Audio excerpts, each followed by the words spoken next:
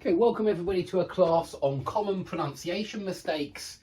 I make these lessons for my courses all the time, so if you would like to be a lifetime member of one of my classes, of one of my courses, come to my website skype-lessons.com, use the discount code SEVEN, S-E-V-E-N, and it will cost you £7 for lifetime membership, and that gets you other advantages like membership of my grammar shed, that's here, and other things as well. But if you want this class, then this class is available on the course called Common Mistakes, and it's also available on my pronunciation course as well. So this class is available on two courses.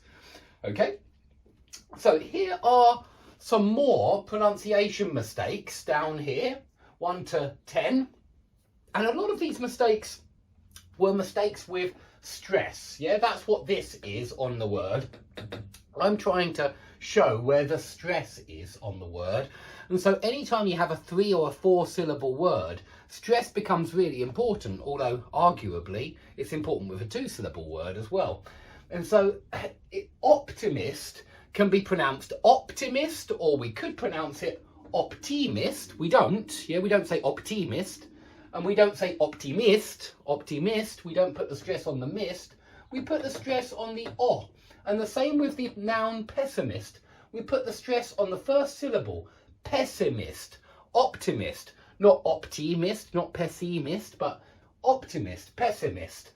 However, the adjective optimistic does have the stress on the mist. Optimistic, it's not optimistic, it's optimistic, pessimistic. So the adjective has the stress here and the noun has the stress on the first syllable. Now, whenever you see this, I want you to think of lots of other examples of adjectives and nouns with similar endings. And so we're first of all looking at the IST ending on a noun. And there are lots, aren't there? There's scientist, physicist, biologist, chemist, therapist, socialist, feminist, communist, anarchist, activist, novelist, hedonist, specialist, pharmacist. What you'll notice is there's a pattern here. And the pattern is, it's always on the, what do they call this? Is it anti-penultimate? I think so. Penultimate means the one before the last, yes, syllable, but we want 2 before the last, so the anti-penultimate syllable. So it's always on 2 syllables back from the ist, yes, scientist, physicist, therapist, feminist. And you should be able to hear that it's always on this syllable. I mean, on all of these words, it is actually the first syllable as well, because these are all 3 syllable words, yeah? All of them are 3 syllable words. Here we've got a 4 syllable word, yeah? Misogynist, yeah, this is 4 syllables. And notice it's still on the 2 syllables back from the ist, yeah? It's not on the first syllable here, it's on the second. And that's because this is 4 syllable word, yeah? Misogynist. It's somebody who hates women, by the way, if you're thinking, what the hell is a misogynist? It's someone who hates women.